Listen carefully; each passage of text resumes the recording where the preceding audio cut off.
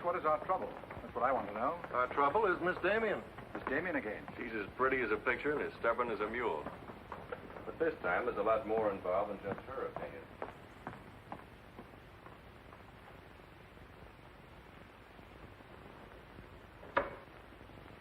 Come in, Miss Damien. We were just ripping you up back a little bit. So I gathered. There's nothing personal. It's about Mr. Cortland.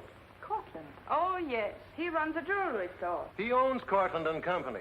London, Paris, Fifth Avenue. You may remember him as one of our biggest advertisers. Oh, what Shirley wants to say... I know what Shirley wants to say. I always know what Shirley wants to say. He wants to know why I killed the art layout on Mr. Cortland's famous jewels. And I understand the April number goes to press without it. That's right. In the first place, it's no art layout. It's a press agent's dream. But the result is we stand a good chance of losing the Cortland account. Now, am I running my department or am I not?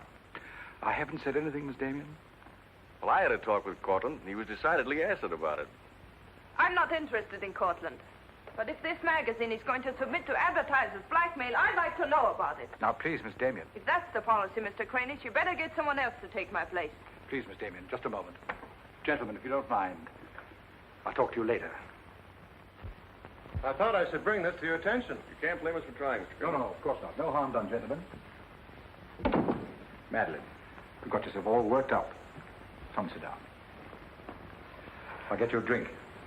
No, thanks. I don't want one. No?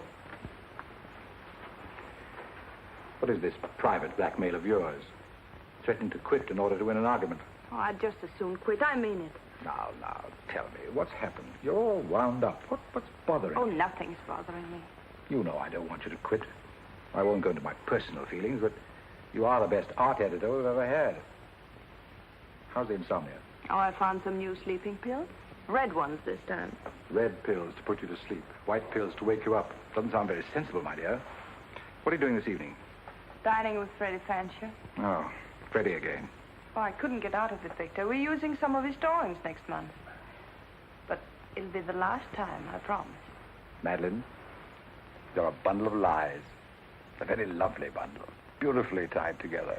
I'm trying to be honest, but you won't believe me, will you? No, my dear. Because I don't really think you believe yourself.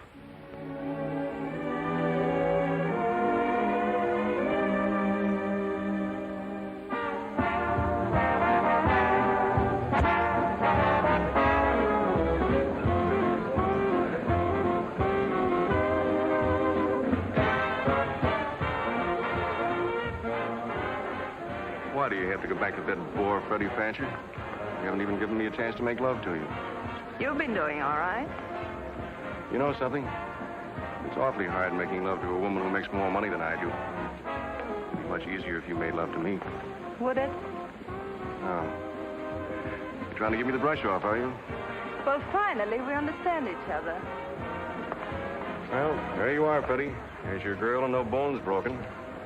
I'll see you at the office, Madeleine. I'd join you if somebody asked me. Nobody's asking. Fair enough. Why do you have to dance with that pollywog? Look, I've told you not to drink. I always drink, particularly when I'm with you. Oh, am I that hard to take sober? You're a voluptuous pain in the neck. I'm going home. You're not going to walk out on me. Come on, be yourself. I've told you I'm going to leave early. But you can't leave me just sitting here in the snow. I'm mad about you. In my own foul way. Good night, Freddie.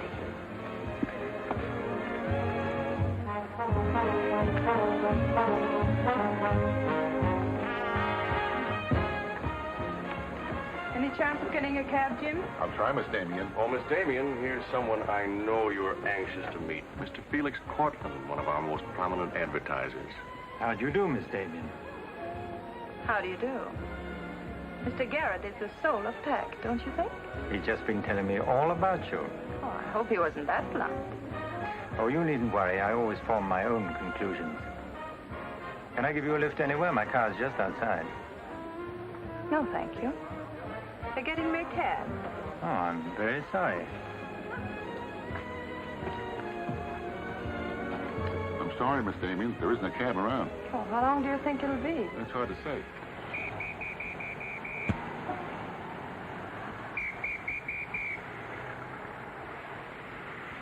Are you sure you don't want a lift? Well, there doesn't seem to be any alternative. Good night, Mr. Garrett. Good night, Mr. Cortland.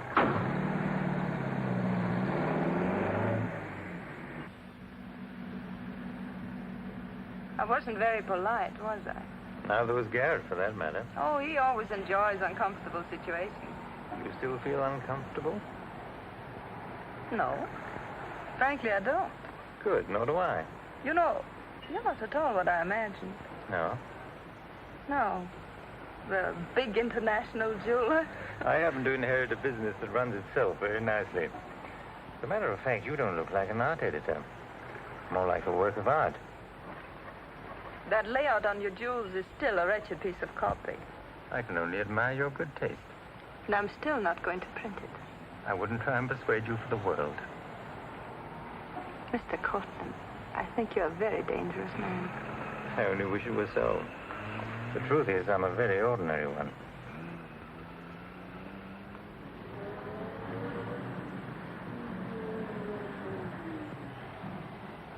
Oh, I'm sorry. I forgot to give you my address. It's my fault. I forgot to ask you. Won't you come in for a minute? No, I don't think so. Oh, but you really must see those jewels you've been insulting. They're much handsomer than the photographs. I'll need you in about 15 minutes. But I said I wasn't coming in. Oh, yes, so you did.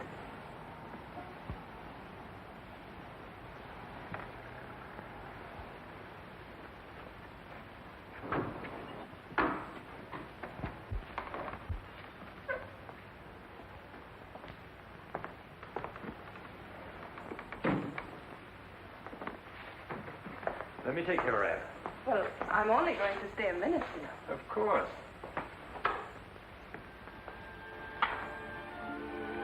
What a wonderful room. I've had this place a long time. In fact, I'm pretty disgustingly rich. Don't you find that rather pleasant? Oh, it's not so hard to take once you get the hang of it. I think I know all the troubles that come with money. And all the pleasures. Well, have you got me all figured out? Only what I see here. Good books, fine pictures. Wonder if you ever look at them. Oh, but I do. I'm a lonely bachelor, and I spend hours here all by myself poring over old manuscripts. You don't expect me to believe that, do you? Didn't my father paint that? Was Stephen Damien your father? Uh-huh. That's very interesting. Is it? I remember when he came here to paint that picture of my mother. Everybody was fascinated by him, especially Mother. Father ended by chasing him out of the house. I'm afraid that's the way it usually ended. My father was very much in love with life. That's a Hungarian custom, isn't it? Not exclusively Hungarian. Weren't you going to show me your jewels? Oh, yes, of course. I'd quite forgotten. That's the reason we came in here, wasn't it?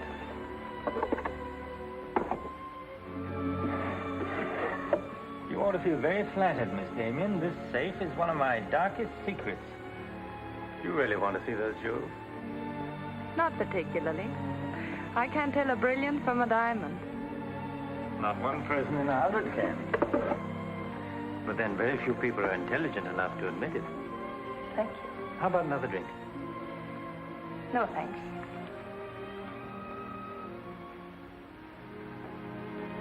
You know, you need relaxing.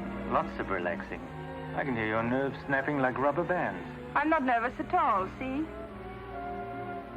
You're a very curious mixture. A highly moral voice. That's not me, that's my mind. A man's mind, I'd say. Why not? I do a man's work. And desperate eyes. Eyes full of shadows. Insomnia does that. Does it?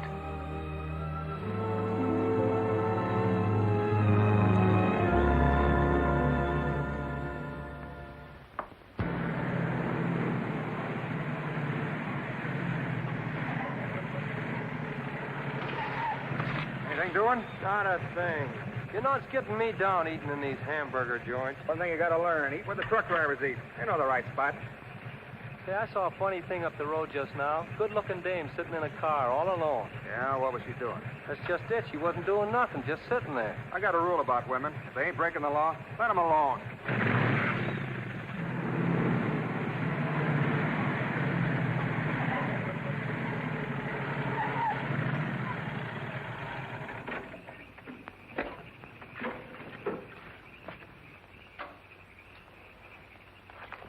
Didn't mean to disturb you, miss.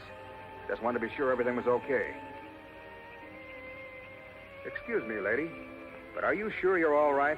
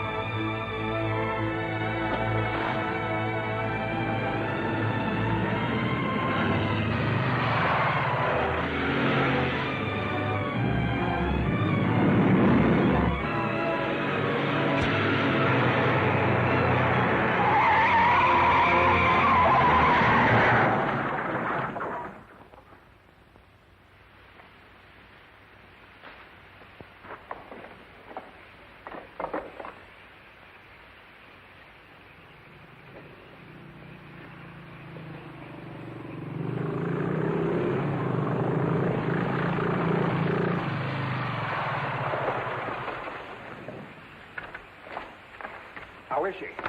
Luckier than she deserves. I just checked on her up the road. She was acting kind of strange then. I'd better call that ambulance. I doubt if it's serious, and I'm as good a doctor as you'll find at this time of night. Let's take her inside.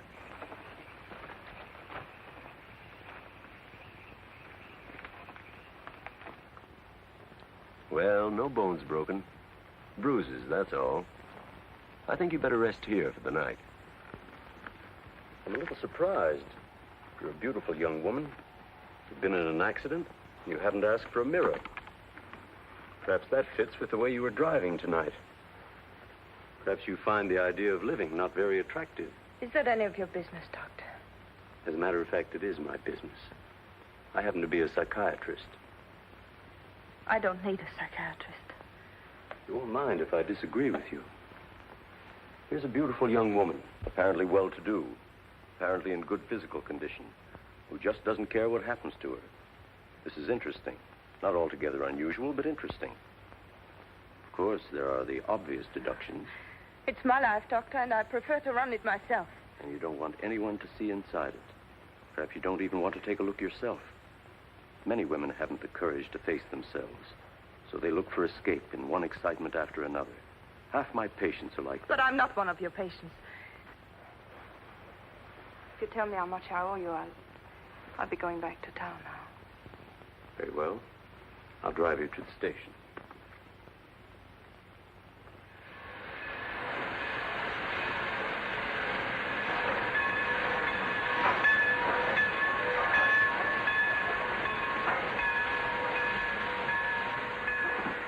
Miss Damien, you're an intelligent woman, not an idiot. Will you promise me one thing? When you get ready to throw yourself off Brooklyn Bridge, will you come and see me first?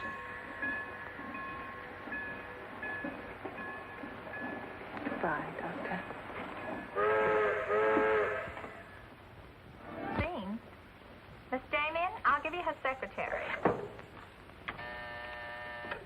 Miss Damien's office? No, Mr. Cortland, she's not here yet. Shall I have her call you? Yes, Mr. Cortland. Where's Glamour, Puss? She hasn't come in yet. Well, who sent these? Mr. Felix Cortland. Mr. Cortland. That's very interesting. She never misses, does she? Mm-hmm. Jealous. If I'd given it any thought, I could have predicted it. Gladys, I won my bet. She's got a new boyfriend. I guess those dames gotta have new excitement all the time. Yeah, here today, gone tomorrow. Personally, I don't see what she sees in it all. Is that any concern of yours? No, Miss Damien. I didn't hire you to gossip about my private life. No, Miss Damien. Go get your money. You're through.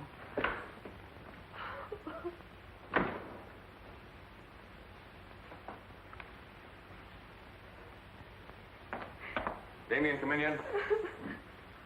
What's the matter, sweetheart? Miss Damien fired me. Fired you? What for? He heard me talking about Mr. Cortland. Cortland, eh? Don't you worry, baby. I'll fix that. I understand you fired June. That's right. What's the idea? I don't like people to gossip about me. You don't, eh? No, I don't. Well, it's pretty late to be thinking about a thing like that, and it's a rotten trick to take it out on your secretary. Get out of here. You don't think your life is a secret, do you? Boys were betting 8-5 this morning that the Cortland layout would be in the next issue. You're disgusting. Madeleine, why don't you get wise to yourself? Everybody else is. One romance after another. That's your whole life, and you adore it. Get out. You try to dress it up with pretty words, but you don't fool anybody. They know what you are, and you'll never change. Get out! You don't care because it's too much fun.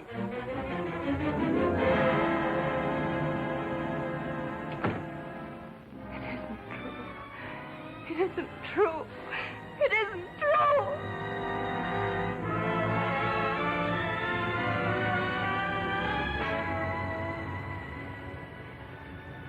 I'm a little surprised. Here's a beautiful woman who just doesn't care what happens to her.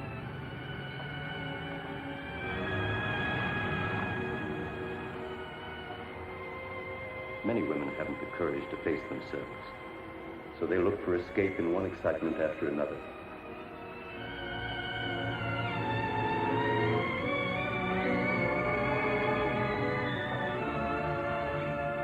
That you find the idea of living not very attractive. Lady, if you want to kill yourself, why don't you try the fridge?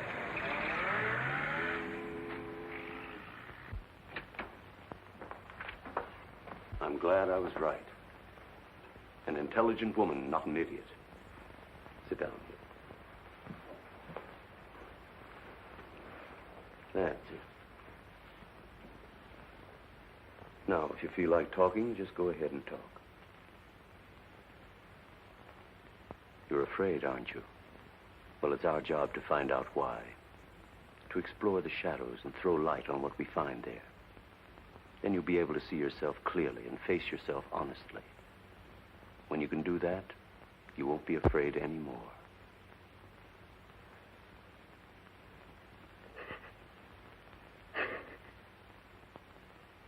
I was living with my father. Mother had left him before we came to America. I was 10. And to me, the way he lived seemed romantic and wonderful. He was a successful painter, and women adored him. He went his own way and did what he pleased. Just as you've been trying to do? I suppose so. But why? Did it make him so very happy? Oh, I was certain he was the happiest man in the world. Until he killed himself. Then you couldn't understand why he did it. You understand now? I think I do. Did you ever do any painting yourself? I used to. Why'd you give it up? Oh, didn't pay enough.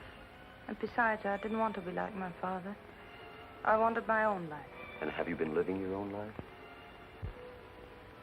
Of course I have. The kind of life you really want? I don't know. I don't know. Don't you think you've been hiding from yourself? Did you ever try and discover the person you really were, deep down underneath? I never cared to. I'm not so sure I do now. In that case, I'm afraid I can't help you. But of course, that's entirely up to you. Shall we go on then?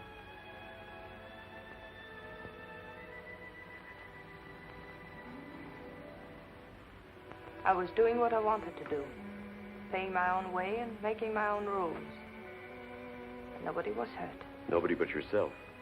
And it didn't really make you happy, did it? Wasn't that because down underneath you knew there was something missing? Something important? I suppose so. That would worry you, wouldn't it?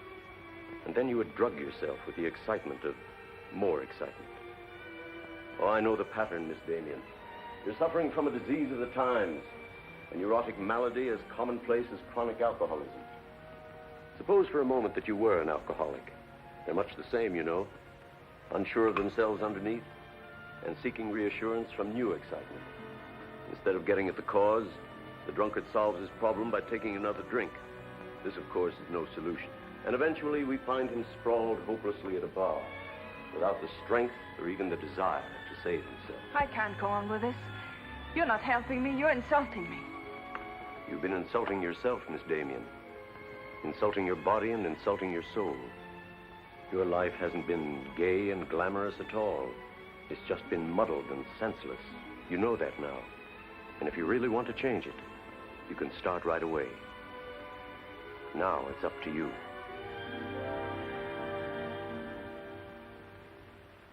You can have my apartment, Ethel. The rent's paid till the end of the month. Darling, I feel like a vulture, wheeling over your head.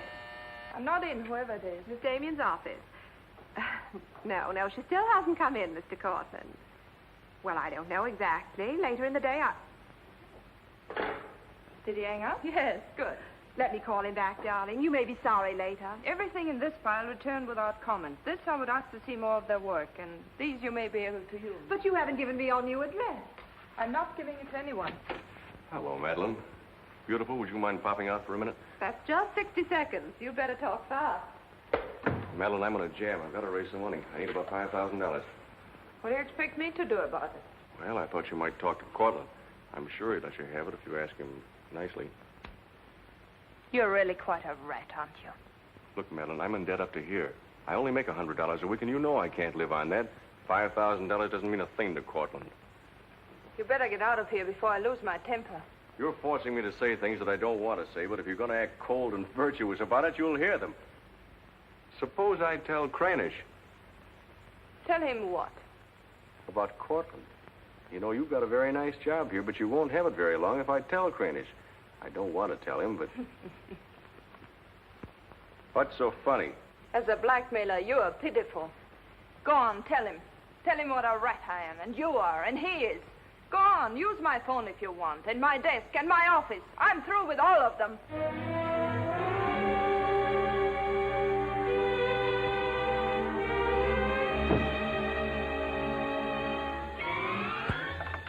Boulevard Magazine.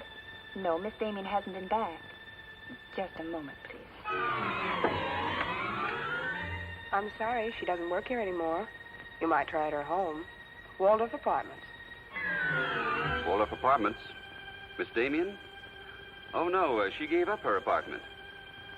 Why don't you try the post office? Dahlgren? Dalton? Damien. Care of Richard Caleb, 137 West 50th Street. Well, I've nothing to tell you except that Miss Damien has taken my advice as a doctor. She'd been living in an area of infection, and she's removed herself from it. I take it you consider me part of the general contamination. Now, you've come here for information, not diagnosis. I usually charge a fee for insulting people. I'm willing to pay for data of any kind. Yes, I gathered that. But I have nothing for sale. I suppose you're being very ethical, but I'd like to talk to Madeleine. In your presence, if you wish. Miss Damien is living under a different name in a different world. She told me to tell you, if you inquired, that she was busy growing a new soul. Now, would you please keep off the grass?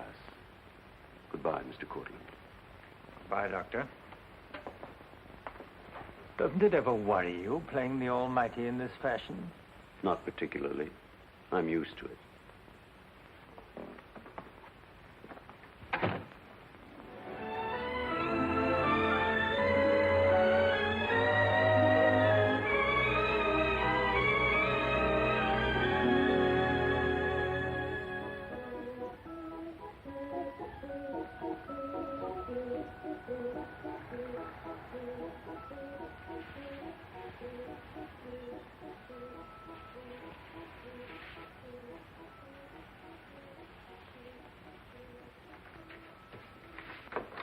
How's it look? It's better than torn wallpaper. So you think I've talent, then? You'll do better after you get the hang of it. I only hope the new tenant will like it. Well, he seems awful particular. He's a floor walker at Macy's. Oh, well, you can always give it back to me. You'll never sell it, you know. Take my advice and try something more cheerful. You know, like flowers and butterflies. I'll do that. Thank you, Mrs. Geiger.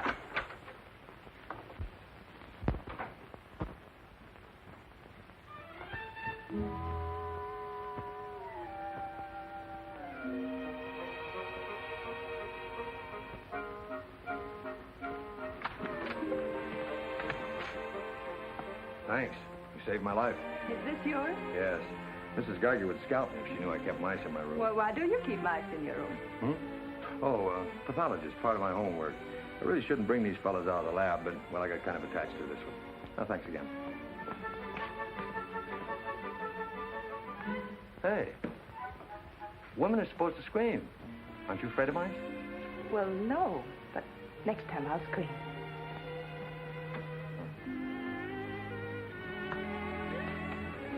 Good afternoon, Miss Green. Hello, how's the work going? Oh, all right. You bet.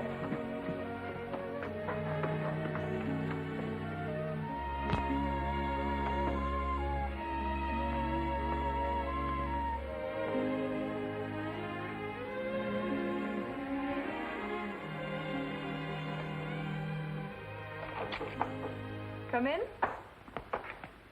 Hello. Hello. Say, you're an artist, aren't you? Well, I don't know. Oh, Mrs. Geiger said yesterday that you were. She's an authority if I ever saw one. I was wondering, could you do a job for me? Want your portrait painted? For me? Oh, no. No, nothing like that. I'm doing some research, and it has to be illustrated. Oh, what do you want me to draw? Nothing fancy, just blood cells and things. Sounds fascinating. Oh, it is, really. You see, it's a lot like... Oh, no, you'd be surprised. It really is fascinating once you get in it. Of course, I'm on a fellowship, and I couldn't pay you very much. Matter of fact, I couldn't pay anything till the first of the month. That'll be all right. Oh, fine. Swell. It's all settled then. I'll see you at my place about 6 o'clock. Oh, but couldn't I... Oh, sure you can. I just live downstairs. You know, the mousetrap. Oh, by the way, my name is Cousins. Mine is Dixon. Very glad to know you, Miss Dixon.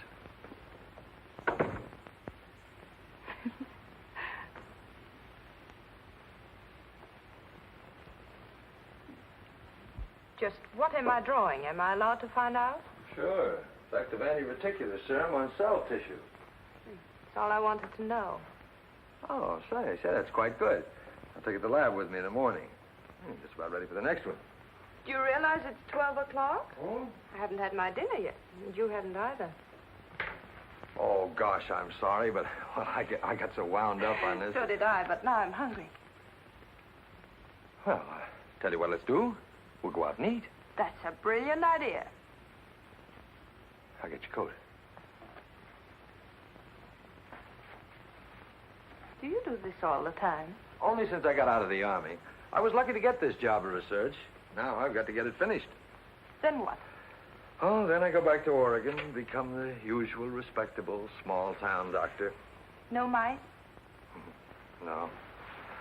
No mice. Head colds and belly aches. $5 a visit. Maybe you'll like it. You'll get some rest. Oh, I'll get plenty of rest, all right, but I don't think I'll like it. You folks going out this time of night? That's right. We're meeting a few friends at the Busy Bee cafeteria. We don't want to miss the floor show. We'll have to hurry. See that he eats. He hasn't got any more sense than a goose. I'll feed him with a spoon. Got onto it first up in a little town in Germany while I was still in the Army. I met a couple of Russian medical officers who were working on anti-reticular, and well, they were pretty steamed up about it. Pie, sir? No, thanks. We got together the first night over a bottle of vodka. I remember the town was still burning. Well, maybe it was the vodka, but anyhow, we got to talking about anti-reticular, and, well, I guess I got pretty excited. You mean you speak Russian? Over a bottle of vodka, anybody speaks Russian. Care for some coffee? No, thanks. I've milk. Oh, one, please. At any rate, I promised myself that night that just as soon as the war was over, I was going to do a job of this. You haven't stopped to eat ever since. That's an error I'm just about to rectify. $1 even. There you are. Thank you. Thank you. You, sure you've got everything you want? Oh, yes, thanks. You know, I don't think you're much of a doctor. Do you call this a sensible diet? Pancakes and pickles? Well, scientifically, there's two kinds of diets. The kind that doctors prescribe and the stuff they eat themselves. Oh, but you're always in such a rush. You can't make scientific discoveries that way. Sure you can. Take Banning. He saw some flies nibbling at a piece of pancreas. Figured out that there must be sugar in it, and in 1 minute he had the idea for insulin. You know, you're a very lovely girl. You're not being very scientific, Doctor. Oh, but I am. It's the very heart of science. It's the truth. Let's talk about insulin. Angela.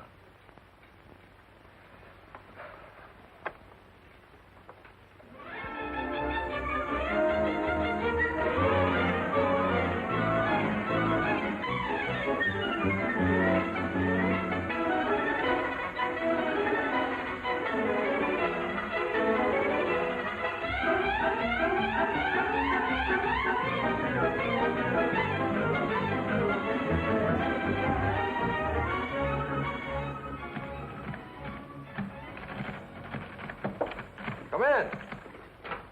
Hello. Hello. Say, did you buy these new manuscript covers? Yes, are they all right? Oh, sure, they're fine. How much they cost? Oh, nothing at all. Something like 20 cents. Oh, nothing at all, huh? You know you can buy a pair of good mice for 20 cents? David, I have some wonderful news. I just sold a picture. No fooling. Who bought it? The floor walker downstairs. He said it's almost as good as a photograph. Well, the man has great taste. Oh, I think it's wonderful. I'm proud of you. And I'm a little proud of myself, too. David Cousins on anti-reticular. Oh, David, it looks fine. It's important, isn't it? I mean, not just to you, but really important. Well, it won't cure all the ills of man or beast, but... Yes. Yes, I think it may be important. And I also think that I better hand it in before I start changing it again. Like to come along? Oh, could I? Well, sure. Why not? I think you've been drawing blood cells long enough. It's time now for you to meet one of them face to face.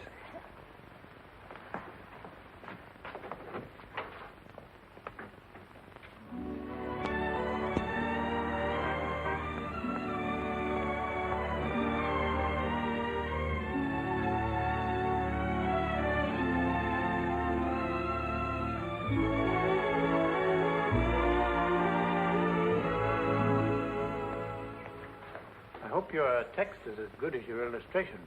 I hope so, too, sir.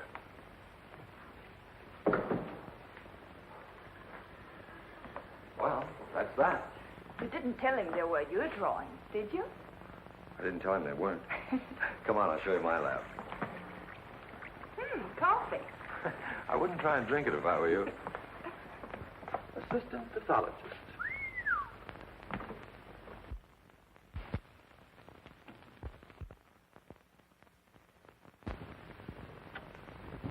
Well, this is me.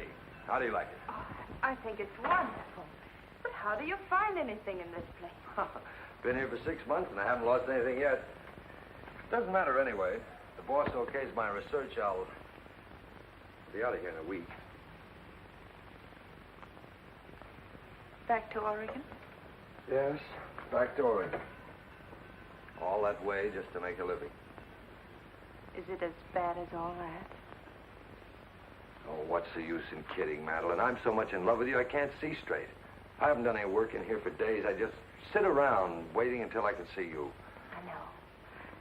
Because that's just what I do. Wait to see you. Darling. Oh, darling, I never felt like this about anyone before. Tell me, when did you first know? Oh, when I first saw you, I think. Yeah, me too. I'll never forget you standing in that hall with a mouse in your hand. Only I didn't know then what was happening. I thought I had the flu. Will you marry me? Oh, David. Well, will you?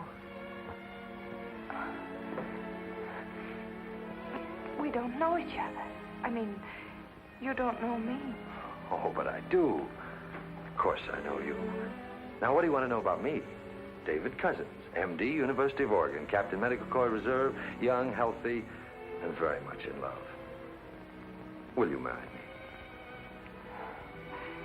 Oh, please don't ask me now. Well, I've got to ask you now. I want to marry you now. Please give me time, David. I'm all mixed up. I'd like to go home now. All right.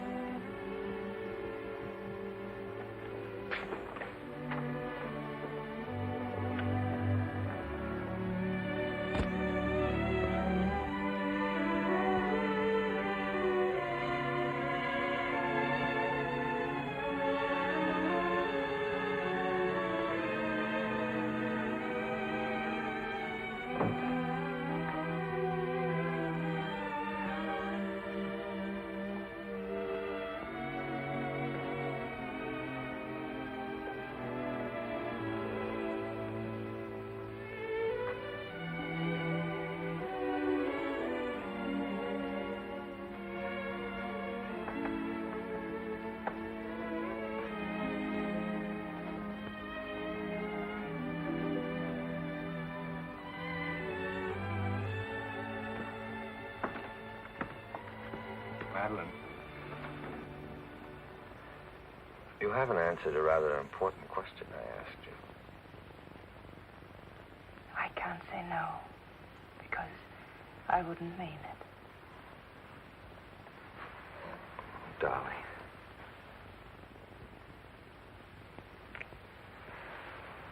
David, I do love you.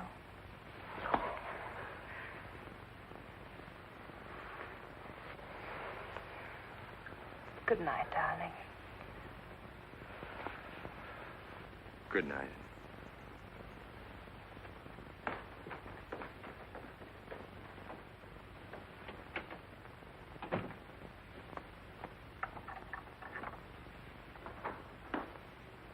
Hadn't you better close the door?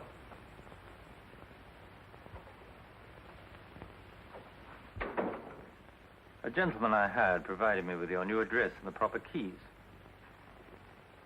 Suppose someone had seen you. You wouldn't have cared, would you? I didn't think it mattered. You see, I expected to find you wretched and lonely, grappling with your complexes. Rather naive of me. Will you please go? Of course I'll go. But before I do, wouldn't you like to tell me about him? Why? I'm in love. Now, laugh if you want. I don't feel like laughing. I've always wondered if it were possible for people like you and me. And you think you've really got it? Love eternal, the fireside, the slippers, the whole thing? Yes, the whole thing. I'm very glad for you. And I think I'm a little sad for myself. You haven't told him, have you? Told him what? Well, about me, for instance. Why should I tell him? You're absolutely right. You shouldn't. Men prefer to keep their illusions, don't they? Please go. If you ever need me, you'll let me know, won't you? And don't call the past too many names.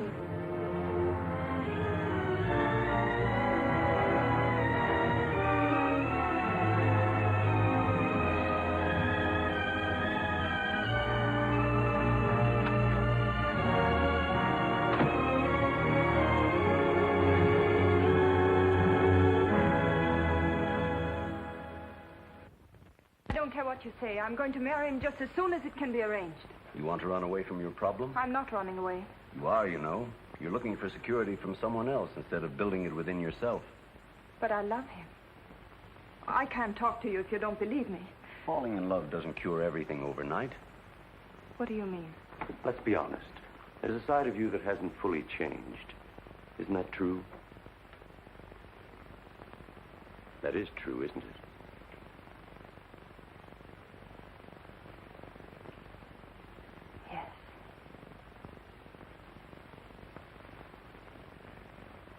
Have you still not told David about yourself? I couldn't tell him. You let him fall in love with an illusion, with someone who doesn't exist. I could never tell him. He might stop loving me. Isn't that a risk you'll have to take?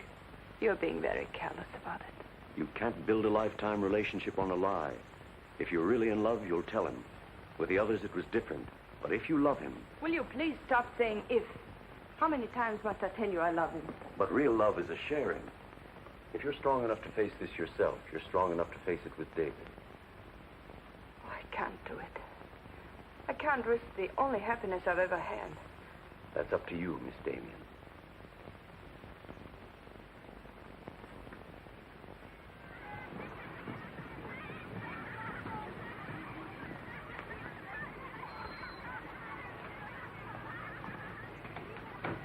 Hi.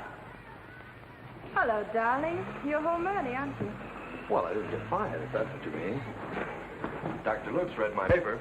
Really? What did he say? Well, he liked it. Oh, David, that's wonderful. The only trouble is he thinks it's so important he wants me to go to Chicago and read it before the convention. Oh, David, no. Well, that's not my idea. I don't want to go. Well, when will you have to leave? Tonight. Got to catch the 8 o'clock plane. And when will you come back? Oh, I don't know. A few days. But I tell you what. As soon as I get back, let's get married.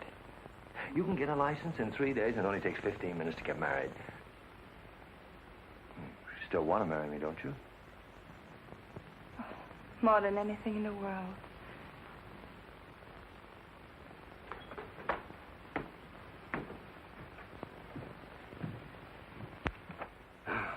You know, I'm going to feel kind of silly at that convention. Of course, it's a great honor and all that, but You realize that I'll be talking before some of the biggest men in the field? What's the matter, darling? Nothing. I was just thinking how I'd feel if you didn't love me. Oh, don't be silly. Not a chance. David, could you ever stop loving me? Oh, that's really a gruesome thought. Of course not. Even if there was a reason? The world is bothering you. Nothing. I just wanted to be sure. Sure about what? That you loved me and not an illusion you built up about me. Scientists can't believe in illusions. I believe in you. You're the best thing that's ever happened to me. 4 shirts. I wonder if that'll be enough. Come to think of it, it'll have to be. That's all I've got. Socks? Well, that just about does it. Madeleine, was there something special on your mind? Something that you wanted to tell me? Just that I love you, that's all.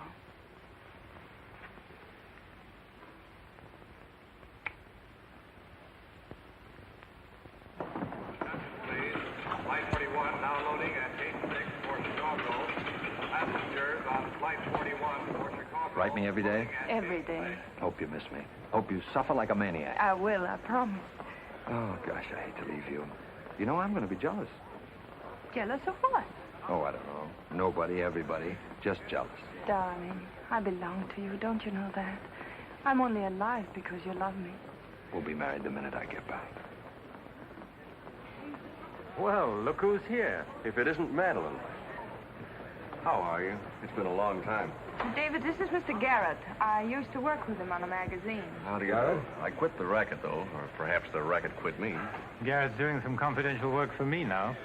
How are you, Miss Dixon? This is Mr. Cortland, David. Dr. Cousins, my fiancé. You're a very lucky man, Doctor. I think so. Well, goodbye, Miss Dixon.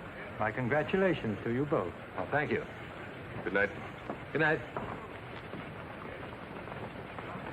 I don't believe a minute of it, do you? Garrett, you're a very cynical man. You don't believe in true love. You don't think Madeleine does either, do you? I don't know, but I've always been fascinated by miracles.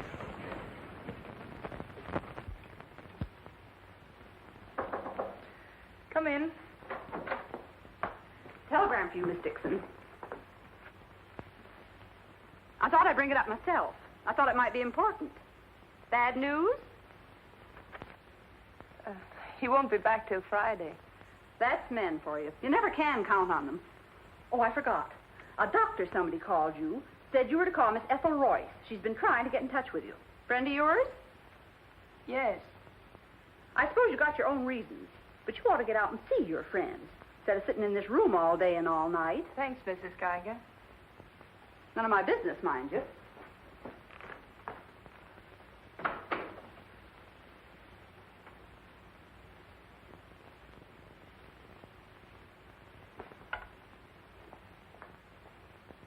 Ethel, this is Madeleine. Madeleine. Darling, but this is really a voice from the dead. I pestered that doctor of yours for hours. I just have to talk to you. Well, what about?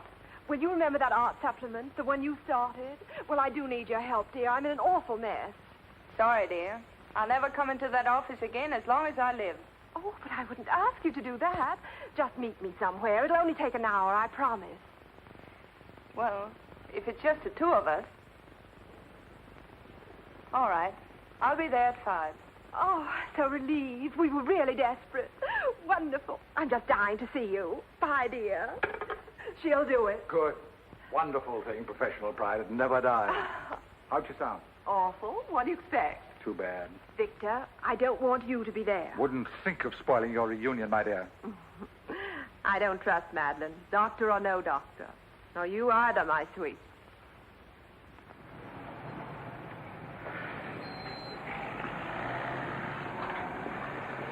Hello, Miss Damien. Glad to see you back. Glad to see you, Jim.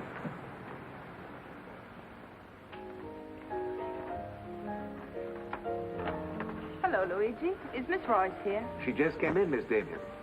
We missed you, Miss Damien. Have you been away? No, but it's nice to be back just the same.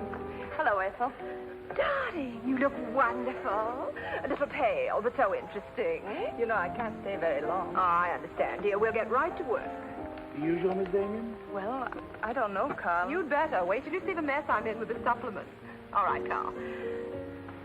Darling, I'm just dying to hear what you've been up to. You must tell me everything. But there's nothing to tell. Come on, let's go to work.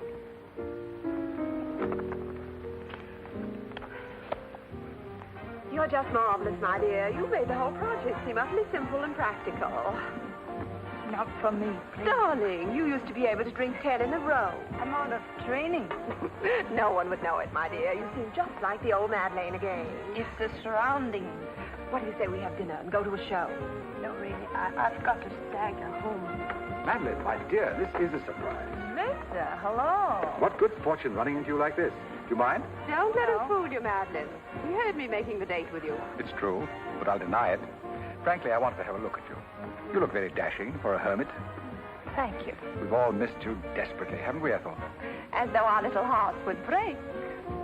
What about a drink with your old boss? I Please. had enough. 3 of whatever it is.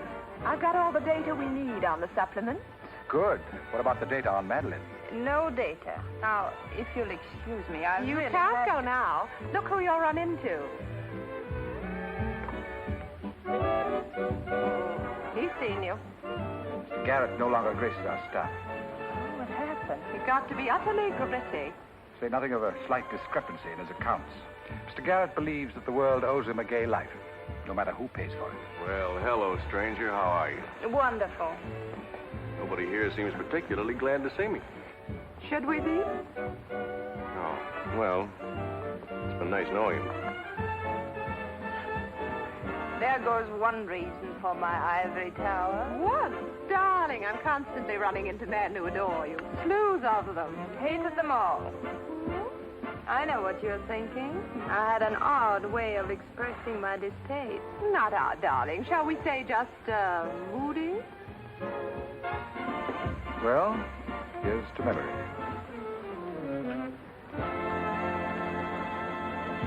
May I speak to Mr. Cortland, please?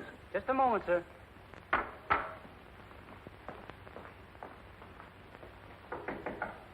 Just a minute.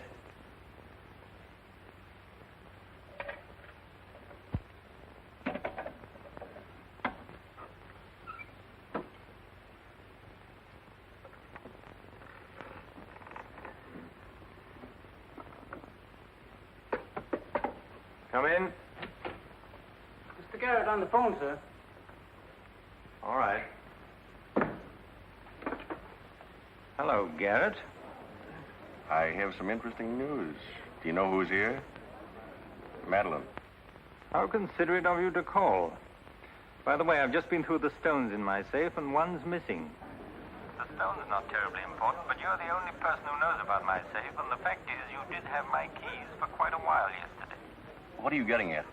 Only that I don't like thieves. But you're being ridiculous. Let me come over and talk about it. There's nothing to talk about. I'm taking it up with the police. But, Cortland, you can't do that.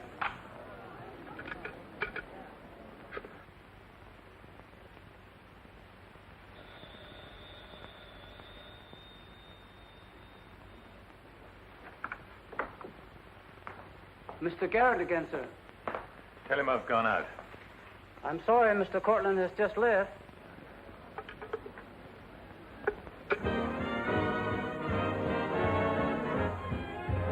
Are you all right, darling? Of course I am. You're not going to disappear again. Oh, yes. Back to my treetop. It's raining. Let me drive you home.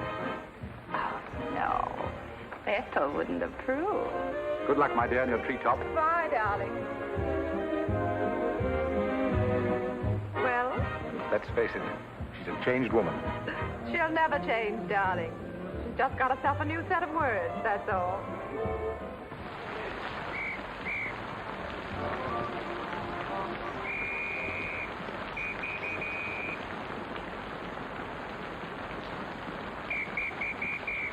Madeleine.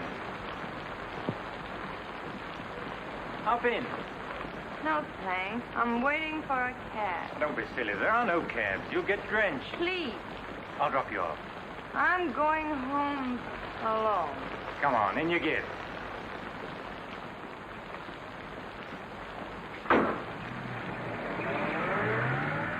I hope you didn't get too wet. Your concern is touching. Quite a coincidence finding you in the rain. Is it? I can't lie to you, especially when there's no point to it. I was informed you were playing hooky. You're detestable. I'm really not detestable at all. I happen to be very fond of beauty, which shouldn't be a crime in your eyes. Please, no debates. I'm a little dizzy. A good dinner will soon take care of that. Why do you always hound me? You know I despise you and everything you stand for. There's always a chance I may be able to improve your opinion and your manners. I'm sleepy. You know you're very lovely. Please don't bother.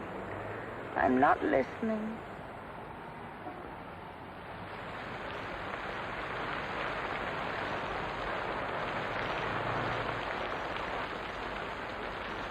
Where are we? Don't you remember you visited here once upon a time? You're foul. You said you were taking me home. You forgot to mention the subject. A significant omission, as your friend Freud would say. Come on, I'm getting soaked. That launch you. I'm going home.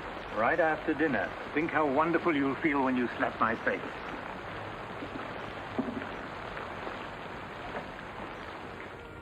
That'll take the chill out of your bones and maybe even your heart. Still cold? Oh, no. It's quite warm in here. Cigarette? Thanks. Very warm. Light? Now, I'm not really detestable, am I? No. I am. Why? Because I ought to go home. In this rain, you mustn't even think of it. You see, you are detestable. And you've been very annoying for months.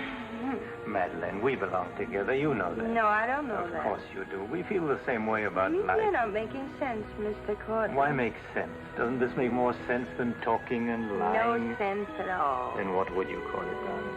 Stupid. Madeleine, you're wonderful. Stupid. You're sweeter than ever. I'd better see who it is.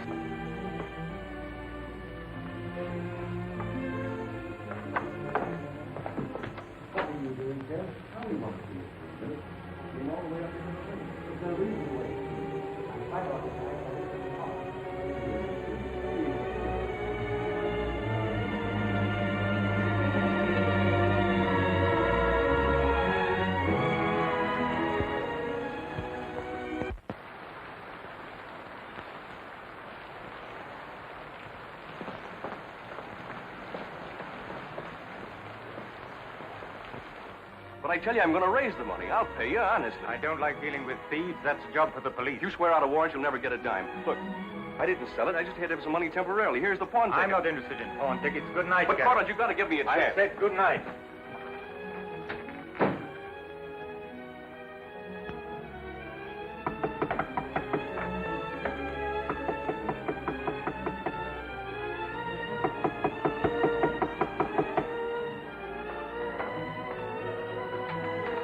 You've got to let me talk to you. Let me explain this. You stupid fool.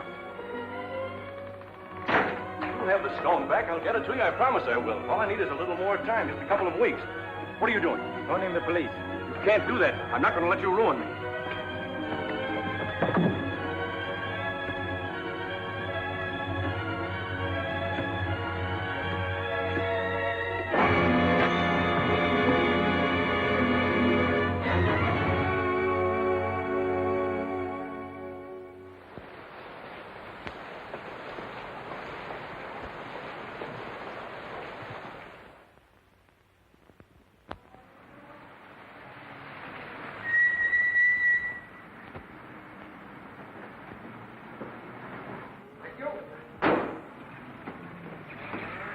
You're looking very lovely this morning, Mrs. Geiger. You wasn't expected back until Friday. That's what I like. A cheery welcome home. Miss Dixon upstairs? I haven't seen her this morning. Who is it?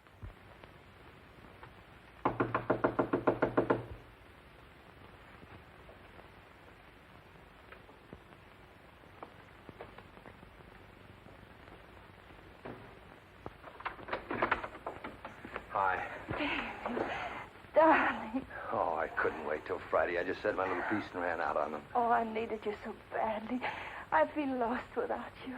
Don't ever leave me again. That you can depend on. Say, I've got big news. I'm a success. Oh, tell me all about it. I wonder what's the matter with you. You don't look very good. Come on, I think you better get back in bed.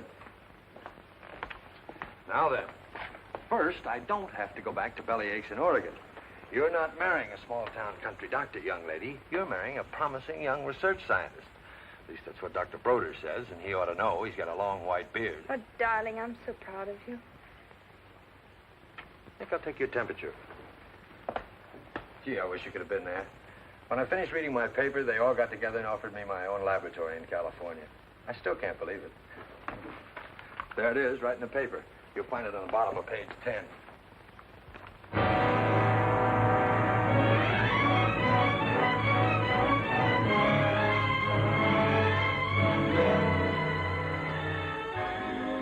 What makes you feel that you're really important? You know what he said to... Well, Madeline.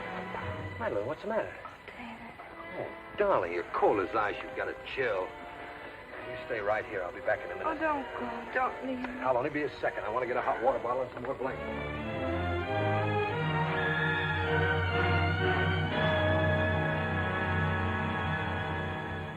Miss Madeleine Dixon at home? I don't know. Friends of hers? We're from police headquarters. Where's her room? Upstairs. What do you want to see Miss Dixon about? We'll tell her. Well, perhaps you'd better tell me first. Miss Dixon isn't well. Who are you? He's a doctor. He lives here. If it isn't important, I suggest you come back tomorrow. It's important.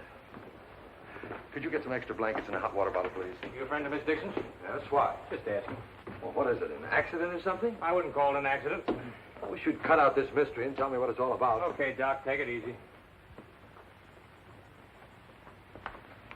Madeline, these men are from the police. They want to We'll take over from here, Doc. I'm Sergeant Fatale. This is Sergeant Beitler. You're a friend of Felix Cortland's, weren't you? Matter of fact, you were with him last night. No, I wasn't. Did you see Mr. Cortland any time yesterday? No, I didn't. Now, look, Miss Damien, we wouldn't be here asking questions unless we already knew most of the answers. Oh, wait a minute. Her name's not Damien. I think you've got the wrong party. I think maybe you've got the wrong party, Doc. Her name happens to be Damien. This happens to be a case of murder. Take a look at that newspaper. I want to know what's going on in here. This is my house, and I've got to know. Sorry, madam. We'll talk to you later. As long as I've been here, there's never been police Take in her this and see house. what you can find out. lady. Come on. Now, Miss Damien, tell us what happened last night. What time did you leave Cortland's house? Oh, Dave. You and this guy, Cortland, were pretty sweet on each other, isn't that right? Oh, but it isn't. It isn't true. Now, according to the chauffeur, you got to Cortland's house at 6:45. What time did you leave? Oh, but I didn't go into the house. I met him by accident. David, don't look at me like that. How long have you known Miss Damien, Doc? Not very long, only a few months. Know that she was mixed up with this guy, Cortland? Oh, but it's a lie. David, it's a lie. Okay, so you didn't go into the house with Cortland? No, I didn't. He wanted me to come to the house, but I wouldn't do it. Oh, I didn't go into the house. I didn't, I tell you. Who you telling, me or the doc here? Did you get anything? She came in about 9. In a cab? No, she was walking in the rain. Landlady said she looked kind of wild-eyed. What about Cortland? He was here, all right. He visited her a couple of weeks ago. Get the date? Yeah, April 10th, around midnight. Anything else? The landlady thought that Cortland had a key to this place. She was kind of vague as to how he got it. I didn't give him a key. David, you can't believe that. I've got his key ring here. This one fits. He had a key, all right. But I didn't give it to him. Where are you going? Oh, David, don't leave me. I didn't kill him, I swear. I didn't kill him. Who cares whether you killed him or not?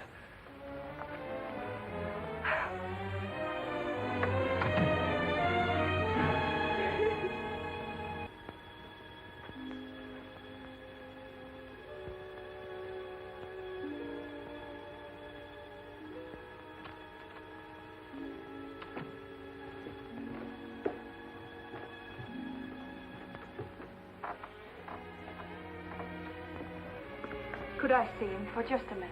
Well, it isn't regulations. Okay, 60 seconds. David, please listen to me. You lied to me. You've always lied to me. But I'm not lying now. I didn't want to go with him. He said he'd drive me home. And he made love to you, didn't he? Oh, don't deny it. Of course he made love to you. He had a key to your room. I should have told you many things. I tried to, but I just couldn't. If this thing were so innocent, you would have told me. When I said I was in love with you. When I asked you to marry me. I was afraid, David. I was afraid you wouldn't understand. You bet I wouldn't. Before I met you, I was horrible. But you changed all that. You made me sane and happy. Why keep on lying? You tried that upstairs and it didn't work. Look, I was in love with you. All right, I made a mistake. I thought you were something wonderful, and you turned out to be something else. So let's just forget about it. The only thing that you can do for me is let me alone. I love you, David. I'll always love you.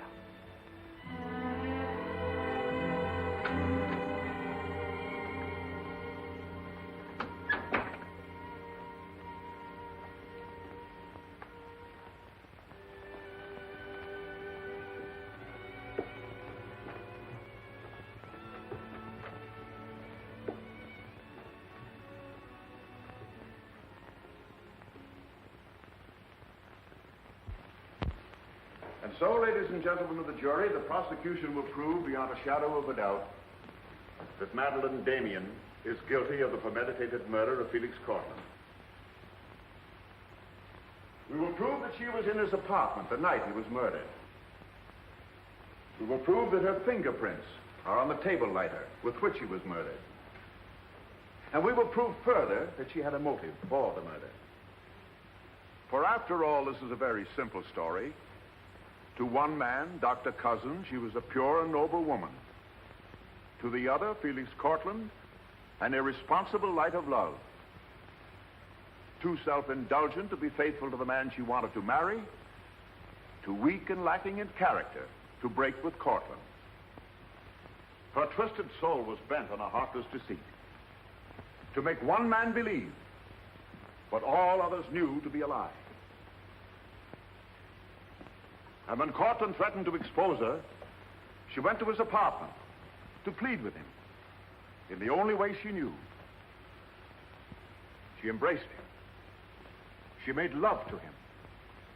And when, in spite of that, he threatened to expose the lie that she was living, she silenced him forever. Ladies and gentlemen of the jury, the state asks you to find Madeleine Damien guilty. Guilty of murder in the first degree. On the night Mr. Cortland called on the defendant, did you let him into her apartment? I certainly did not. How did he get in then? He must have had a key of his own. The key of his own? Where was the defendant when he arrived? Out with the doctor, I suppose, pulling the wool over his eyes.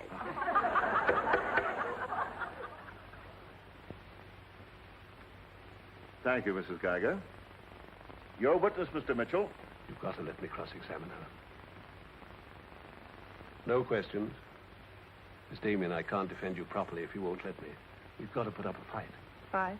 What for? And now, Mr. Garrett, just what was the nature of the work you did for Mr. Cortland? Well, most of it was personal. Confidential secretary, I suppose you'd call it. And in that capacity, you were in a position to learn a great deal about his private life? Yes, of course. Did Mr. Cortland know that Miss Damien was lying to Dr. Cousins and concealing her true character from him? I'd rather not answer that question, Mr. O'Brien. You see, both Miss Damien and Mr. Cortland were friends of mine. Yes, I understand. Well, let's get back to the meeting at the airport. What was the attitude of the defendant when Cortland saw Dr. Cousins? She was embarrassed, naturally. Yeah. She was embarrassed, naturally. Thank you. Your witness, Mr. Mitchell. I've got to cross-examine. If I don't, we haven't a chance. Don't ask him anything. No questions. Were you a close friend of the defendant? Yes, I was. Did she confide in you on matters of a personal nature? Yes, she did. If you were asked in this court, do you think you could recall any of those intimacies? I could recall some of them in lurid detail. Your Honor, I object. Objection sustained. Well, let me ask you this, Miss Royce. Would you say in general that men found Miss Damien attractive? Definitely. And would you say that Miss Damien found men attractive to her? I'm afraid I most certainly would. You would? What were the relations between Miss Damien and her former employer, Mr. Cranish? They were friendly. In your opinion, was there anything more than friendly? I object, Your Honor. The question calls for the conclusion of the witness and is prejudicial. Objection sustained.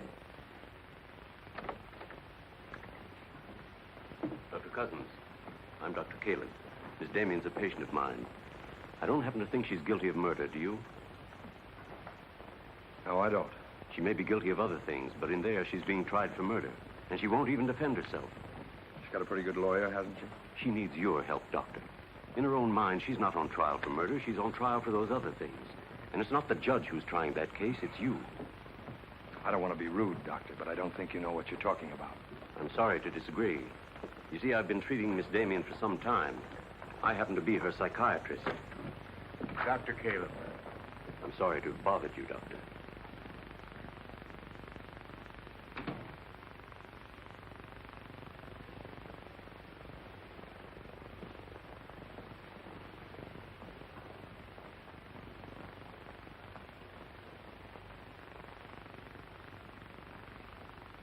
Your name, please? Richard Caleb. You're a psychiatrist? I am. Miss Damien came to you as a patient? Yes? Did she come of her own free will? Yes, of course. Isn't it true, Doctor, that people do not go to psychiatrists unless they consider themselves, well, shall we say, not well balanced? In general, that's correct. As a matter of fact, wasn't Miss Damien on the verge of committing suicide when she made her first visit to you? Your Honor, I object. Well, no matter. We'll prove that by other witnesses. However, is it not true that people who come to you as patients come with problems? Objection. Objection overruled. Well, Doctor? There'd be no point in their coming to me if they didn't have problems. So the defendant came to you with a problem. Do you mind telling us, Doctor, in your opinion, just what was Miss Damien's problem? That is a confidential matter between doctor and patient. I'm afraid I can't discuss it. Well, during the course of your treatment of Miss Damien, did you ever discuss her relationship with Dr. David Cousins? Yes, we did. Well, bearing in mind the fact that she's engaged to be married to Dr. Cousins, do you think she was as frank with him as she should have been? As a matter of fact, I urged her to tell him everything. And did she? Not to my knowledge. Well, why not, Doctor? Why didn't she? I'm afraid you'll have to ask Miss Damien about that. Did you ever meet Dr. Cousins? Yes, just a few minutes ago. Well, I'm sure you found him a reasonable, intelligent young man. And yet the defendant refused to confide in him. Having met Dr. Cousins, I think I can see why Miss Damien hesitated to confide in him. Do you mind telling us why? It's my impression that Dr. Cousins hasn't the capacity, either emotionally or intellectually, to understand a problem like Miss Damien's.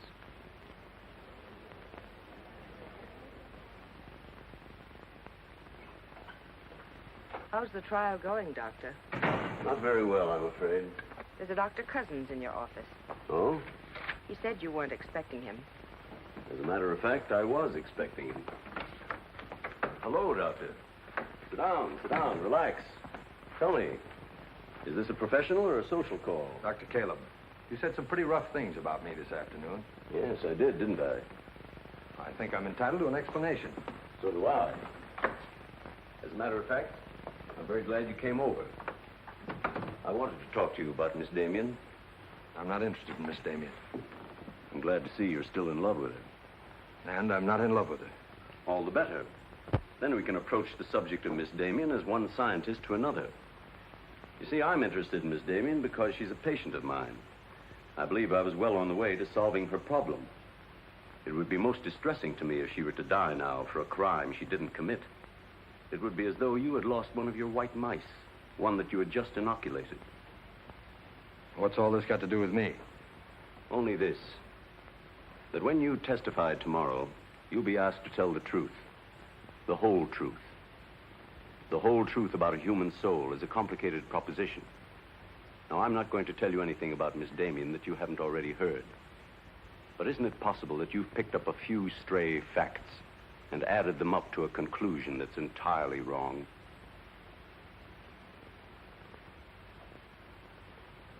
Won't you sit down, Doctor?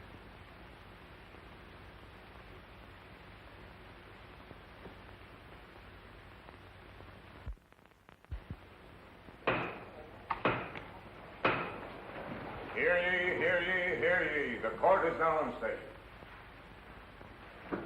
Call your next witness, Mr. O'Brien. Dr. Cousins, please. This will be their last witness. You've got to let me put you on the stand. I tell you quite frankly, Miss Damien, if you won't testify, you haven't got a chance. Raise your right hand. You solemnly swear to tell the truth and the whole truth, nothing but the truth, so help you God? I do. Please be seated. Your name, please. David Cousins. Under what name did you know the defendant? Madeleine Dixon. Did she ever tell you her true name? No, sir. Did she ever lie to you about her identity? Yes, sir. How long did she continue to lie to you? Till the morning the police came. Did she ever tell you about her relations with Cortland? No, she didn't. You proposed marriage to the defendant, and she accepted you. Yes, sir. And still she didn't tell you about Cortland? No, sir. When did you first know of the true relationship between them? Same morning, the morning the police came. Oh, I see. Then from the moment you met her until the day she was taken into custody, you didn't know the truth about her character. I object, Your Honor. Mr. O'Brien, haven't you covered your point? Well, Your Honor, I'm merely trying to clarify for the jury the true nature of the defendant's motive. Proceed. Back. One more question, Dr. Cousins. If you had known the truth, would it have affected your love for the defendant? Your Honor, I must protest. Let him answer. Objection withdrawn. And now, Dr. Cousins, if you had known the truth, would it have affected your love for the defendant?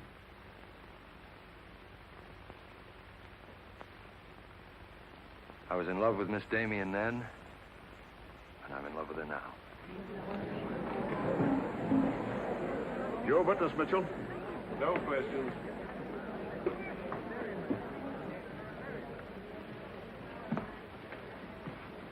Did you really mean it? Yes, I really meant it. I can't believe it. Now will you let me put you on the stand?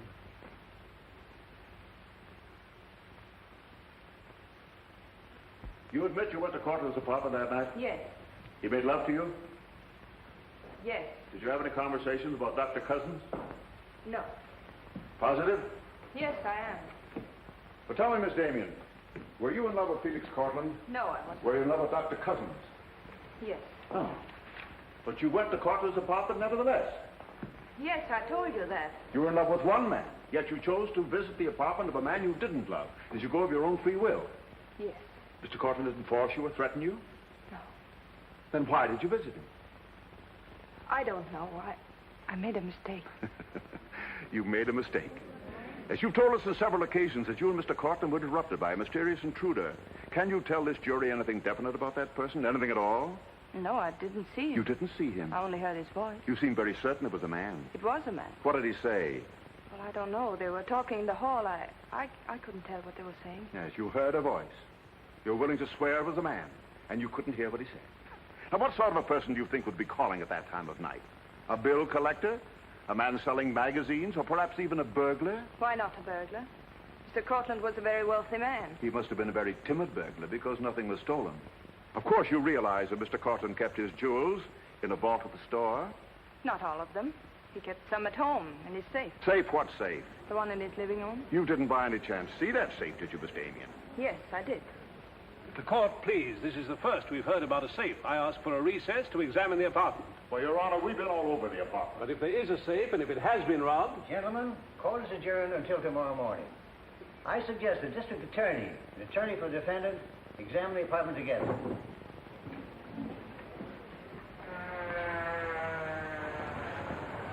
What about this safe, Mr. O'Brien? What safe? How about some pictures on the inside, Mr. O'Brien? You boys better wait outside.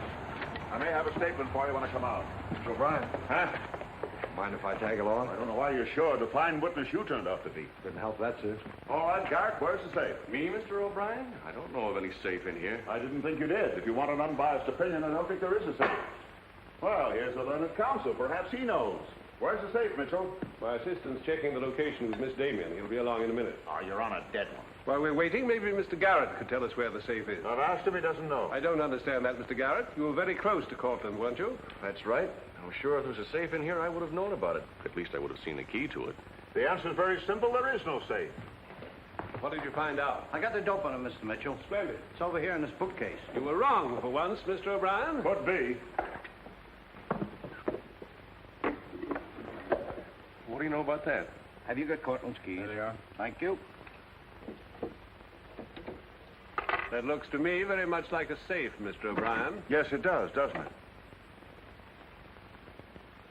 But not like a safe that's ever been robbed. I don't think a good burglar would leave those behind. Well, I guess we're right back where we started from. Well, I've seen all I want. How about you, Mitchell? You win this round. Lock it up, sir. Yes, sir. See you in court, gentlemen. I'll give you a lift, Doctor. No, thanks. Sergeant, I have some papers here, Mr. Cortland, I'd like to put in order. Do you mind if I stay? It's all right with me. We're finished with the place. Thank you very much. Anything I can do for you, Doctor? Oh, I was just curious about something. I've never seen a safe like that before. One that operated with a key. Come to think about it, I guess I haven't either. Normal assumption about a safe is that the lock works on a combination. Yes, I guess most of them do. I was wondering how you knew that this one worked with a key. You said you'd never seen the key to it. Did I say that? Uh-huh. I guess I must have said something I didn't mean. Oh, I see. There could be another explanation. Really? Yes. That you were lying when you said you'd never seen the safe before. You're not serious, are you, Doc?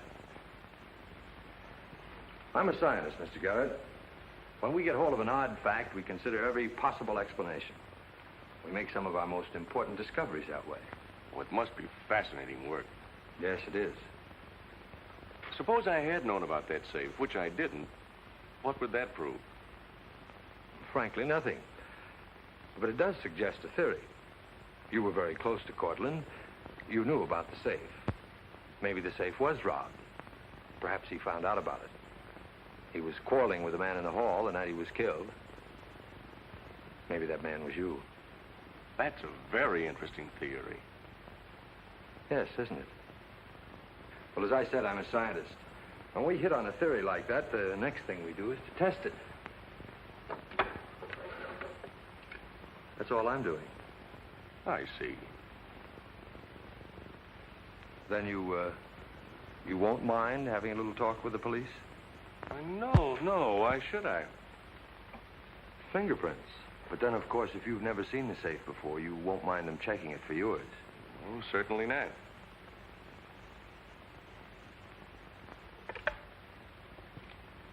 The number is Spring 73100.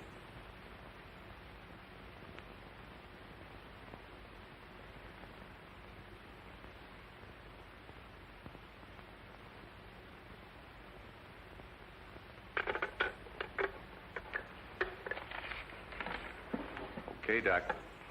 No hard feelings. Don't you think this sort of thing is rather out of your line, though? I guess maybe you're right. Bye, Doctor. Goodbye.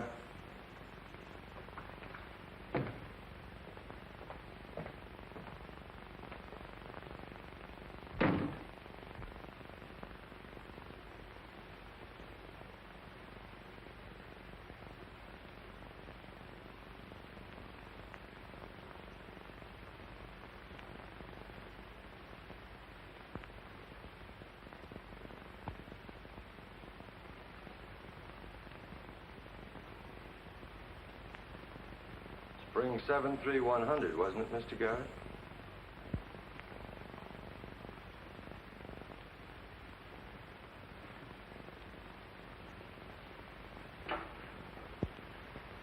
I guess maybe I underestimated you, Doctor.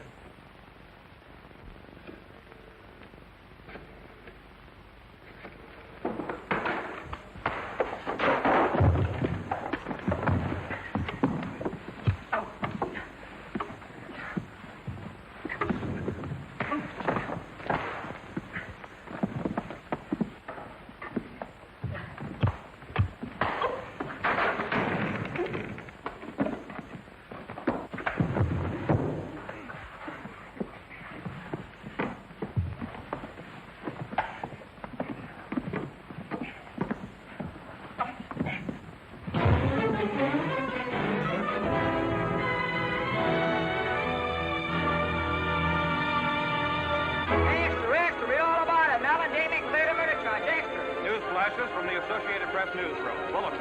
Madeleine Damien has been exonerated of the murder of Felix Cortland. The full confession by an ex-employee, Jack Garrett, is in the hands of the district attorney. It was a trial marked by many surprises.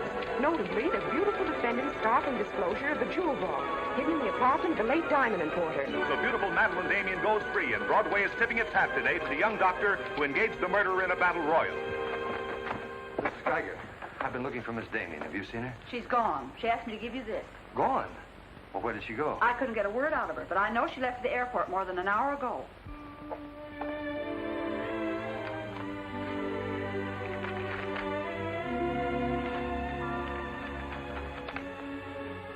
David, dear, I can still hear your voice in that courtroom, and I'll never forget what you said. You did much more than save my life. You made my life worth saving. I can't bear to tell you how much I love you and want to marry you. But right now, that wouldn't be fair. I'm going away for a while. I want to be terribly sure, after all this, that I can really be the kind of person you once thought I was. Maybe after a while that will be possible. And then, when we're both sure, David, please ask me again. Goodbye, my darling.